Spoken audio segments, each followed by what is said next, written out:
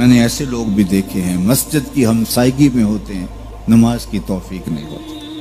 بعض اوقات یہ دیکھنے میں آتا ہے کہ کوئی جنازہ ہو جاتا ہے تو ظہر کے بعد جنازہ ہے، عصر کے بعد جنازہ ہے، تو گھر بالکل مسجد کے قریب ہے، تو ظہر کے بعد میت اٹھائی جائے گی، تو سب وضو سے ہوتے ہیں، تو نماز کا وقت ہوا تو سب مسجد میں چلے گئے کہ نماز پڑھیں، اس کے بعد جنازہ اٹھائیں گے، اور بے نمازی ادھر ادھر گلیوں میں منہ چھپاتے پھر رہے ہوتے ہیں۔ وضو بھی کیا ہوا ہے رسماً، لیکن مسجد میں جانے کی توفیق نہیں ملی۔ وہ سمجھتے ہیں ہم نہیں جا رہے، میاں تمہیں کوئی بلا ہی نہیں رہا۔ اتنے بد نصیب ہو، جنازہ بھی تم اللہ کے لیے نہیں پڑھنے آئے، وہ بھی کسی کے دکھلاوے کے لیے آئے۔ وہ تو فرض کفایہ ہے اور یہ نماز فرض عین تھی، اور یہاں اللہ کا بلاوا آیا، اس کے لیے اذان کوئی نہیں، اس کے لیے اذان ہے، اور تم یہاں اذان سننے کے باوجود بھی مسجد کے باہر گھوم رہے ہو، بہانے کبھی ادھر جا رہے ہو کبھی ادھر جا رہے ہو، اور نمازی مسجد کا رخ کر رہے ہیں۔ تو یہ کتنی بد نصیبی ہوتی ہے کسی شخص کی کہ مسجد کی ہمسائیگی میں بھی رہتا ہو اور مسجد کے قرب میں کھڑا ہو، اسے نماز کی توفیق نہ نصیب۔ تو یہ اس کی طرف سے توفیقات نصیب ہوتی ہیں۔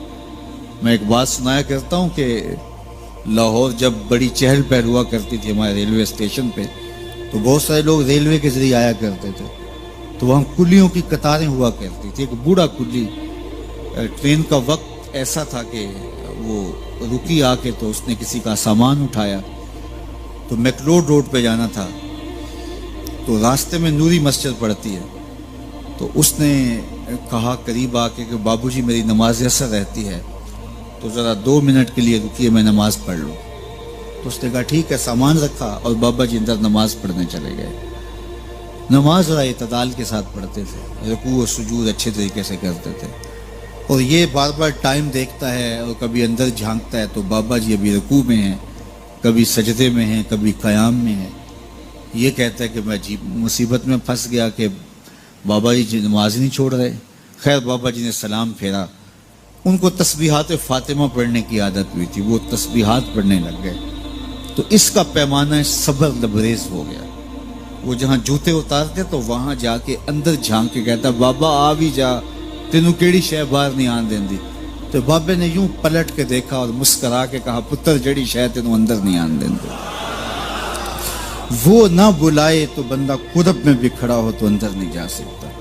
اللہ سے توفیق مانگو کہ ہماری نسلوں میں بھی کوئی بے نمازی ہو، 5 گانا نماز کی عادت زندگی میں رچ بس جائے، ہماری اولادیں بھی رب کے حضور سجدہ ریز ہونے والے ہیں۔ قیامت کے دن جب حکم ہوگا کہ اللہ کو سجدہ کرو، بے نمازی اس دن تو چاہیں گے سجدہ کریں۔ آج کوئی نماز پڑھتا یا نہیں پڑھتا، اس دن تو ہر کوئی چاہے گا کہ آج سجدہ کریں، لیکن بے نمازی چاہے گا کمر اکڑ جائے گا، سجدہ کر نہیں سکے گا۔ قرآن بتاتا ہے کچھ لوگ جہنم کی طرف دھکیل کے لے جائے جا رہے ہوں گے، ان کو کچھ لوگ پوچھیں گے ما سلککم فی سقر، تم جہنم کو کیوں جا رہے ہو؟